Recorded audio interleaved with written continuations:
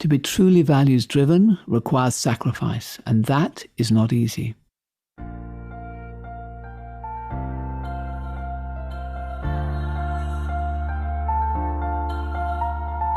This is Walking Your Talk, a podcast about leadership, authenticity, and courage. I'm Carolyn Taylor. Over my career, I've worked with well over 100,000 leaders in every kind of organization. People who are committed to closing the gap between their own values and those of their organization and how they show up every day. I wrote a book called Walking the Talk on how you change corporate culture, but this is much more personal. If you want to be known as someone who walks their talk, then this podcast is for you. This episode is the third in this series on what it takes to be led by values, to use values to make your decisions and to guide your behavior, which is so fundamental to being seen to be authentic and to be walking your talk. And that opportunity to demonstrate authenticity and to gain credibility and respect as a leader is never stronger than when you have a choice that is going to involve a sacrifice. If you want to credibly lead any change in your culture, then those choices and the sacrifices you make need to be highly visible to other people. It's been one of the shortcuts I've found, actually, in terms of what really accelerates credibility on culture, is what we're going to cover in this episode. So I want to talk today about the conflict that we all feel between our values and our needs. And what I mean by needs is our need to survive in some way, whether that's to survive socially, to survive financially, or to survive in terms of our status or our ego. So my need to be liked, for example, will sometimes have to be compromised if I'm going to live by my values. I might have to say something to somebody which they won't like. Or I might need to become unpopular or not to fit in with everyone else, to go against the crowd. And one of the difficulties actually in changing a culture is it requires some people to get it started to be willing to stand for values where the main culture doesn't really do that. So you are in fact becoming someone who doesn't fit in. And that will challenge your need to be liked if you have that as a strong need. My personal need to win might need to be sacrificed for the good of the team. It might be more important that a result is achieved, an outcome is achieved, even though I'm not seen as the center of that. That's quite a big ego need that I would have to give up. My need for money will often tempt me to do things that are not totally in line with my values. And at an organizational level, this is acute because an organization is being driven to perform every quarter for the analysts. So there are shortcuts that are made. There are products that are pushed. There are customers that are not quite serviced the best way that they could be in the name of having to deliver on the short term. And then again, on me personally, I value empowerment. But I tell you, when my kids were small, my need for control was really strong. When it came to tying shoelaces, do I just quickly get the shoelace tied? Or do I go, no, it's important that my children learn. I will take the time. I will let them tie their shoelaces at the time it takes for them. You know how that is. So there's a need for control. There's a desire for empowerment, a typical conflict.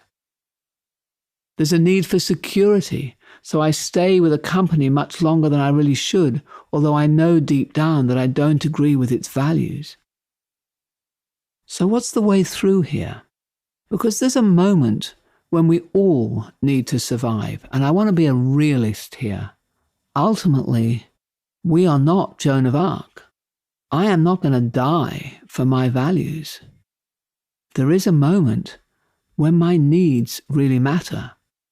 And is the company going to die for its values?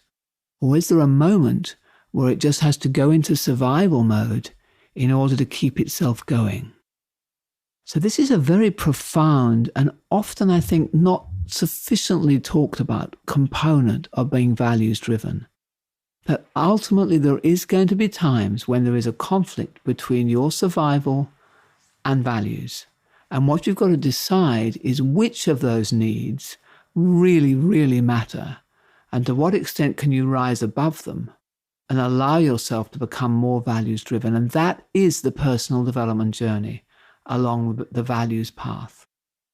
I think authenticity comes from pushing that conflict very hard, recognizing that it exists and holding it for as long as you possibly can by always asking the question, can I do both? Can we perform short-term and keep the customers truly happy? Can I allow the team to win and still get enough of my own satisfaction where I get to feel like I achieve? Can I find a new way of getting financial reward, even if it involves leaving the company that I feel is no longer living up to my values? So the question is the need really essential, or can I sacrifice that need? And people who are the most values-driven and seem to be the most values-driven, they do sacrifice. They hold out for longer. They don't allow needs to automatically dominate. And that is a default position. Needs will dominate unless you stand up for values in a very active way. I know a leader, a wonderfully customer-centric inspiration she is. I'll call her Sarah, although that's not her real name. And whenever financial numbers are presented, especially good ones, she asks, did any customers suffer for us to achieve these numbers?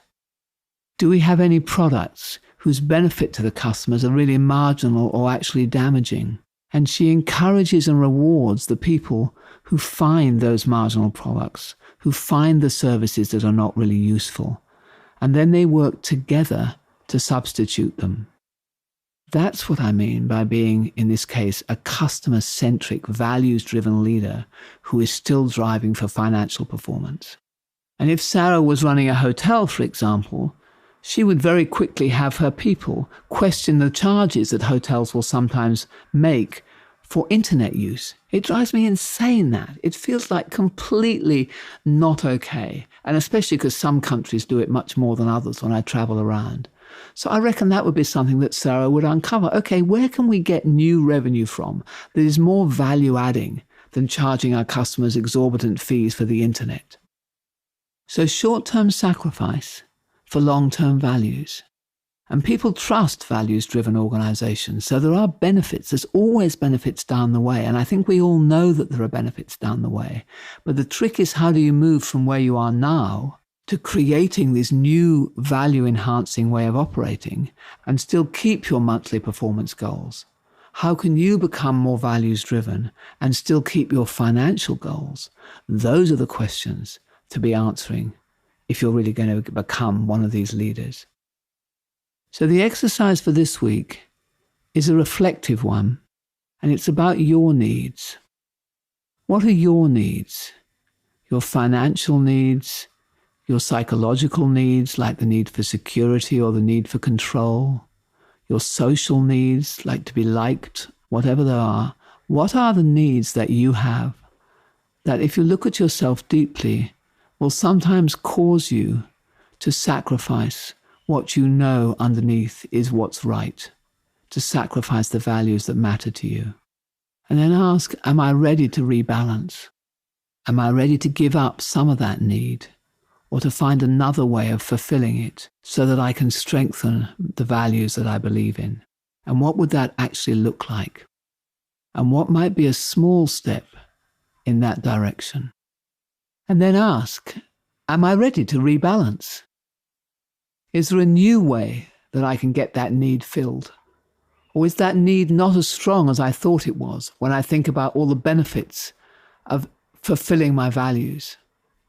That's the exercise.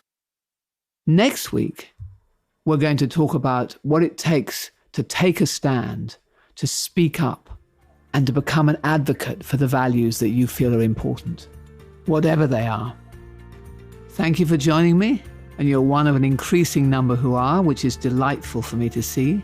Please encourage anyone else that you know to listen to this if it's giving you value, and I'll see you next week.